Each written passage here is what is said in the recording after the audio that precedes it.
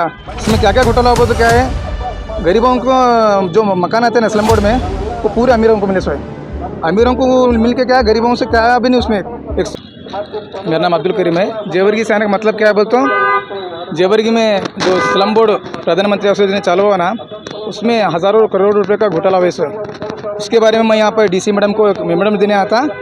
Madam दिए के बाद क्या है, मैं ना अब यानी कि इसके तहकीकात करो बल्कि उनको मेमोरेंडम दिया। इसमें क्या क्या घोटाला हुआ तो क्या है, गरीबों को जो मकान आते हैं ना स्लम बोर्ड में, वो पूरे अमीरों को मिले सो है। अमीरों को मिल के क्या, गरीबों से क्या भी नहीं उसमें एक 100-150 लोगों को भी, गरीबों को उसमें मकान नहीं मिले।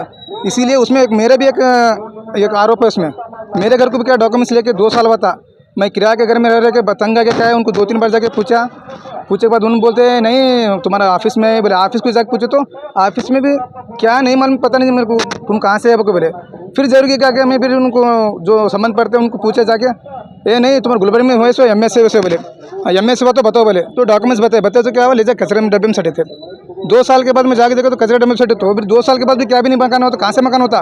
बाद में जाकर पूछे तो क्या करे था, करे जा बोले।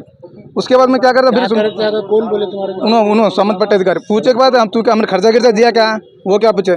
इसीलिए फिर वो डॉक्यूमेंट्स लेके क्या है, मैं वापस चले गया। वापस चले जाके मैं पूछे तो क्या है, पता नहीं खत्म हो गया, इसके बाद नहीं होता, क्या भी नहीं हमारा से नहीं होता बोले।